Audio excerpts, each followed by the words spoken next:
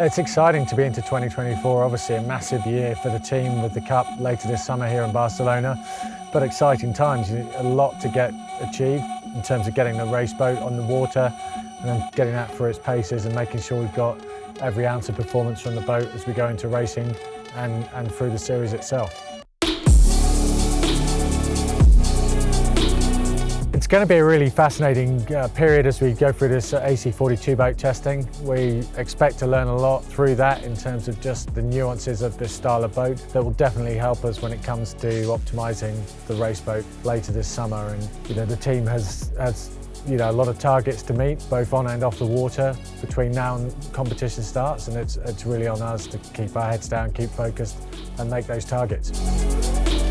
We had a very different strategy to most of the other teams, and we've seen the teams that went with the AC40 optimisation really come out strong in the warm-up events. Whether or not that's the right strategy, I think very much depends on the team. For us, building T6 we felt was really critical in terms of having a new design partnership with our friends at Mercedes Formula One team. It was really important to design and build one of these yachts. We learn a lot through that process, which inevitably is going to help us massively, or has already helped us with the design and manufacture of RB3. A lot will depend on really meeting those milestones and targets over the next 6 months as we get ready for competition.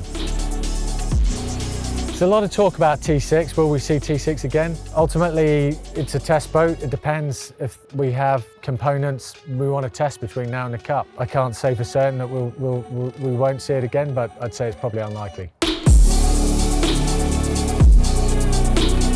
Yeah, you always get excited about the race boat, of course you do, and it's a huge amount of effort that's gone into this boat, as it will have done for all of the other teams. Credit to the design team for getting to those deadlines. We've still got to get the boat on the water, and we're pushing really, really hard to make sure we make that deadline. And ultimately, the proof will be in the pudding, and when we get the boat going. In July, we have some warm-up racing where we'll start lining up with the other teams, and that will be a critical period where all the teams will find out what the pecking order looks like and how they rank.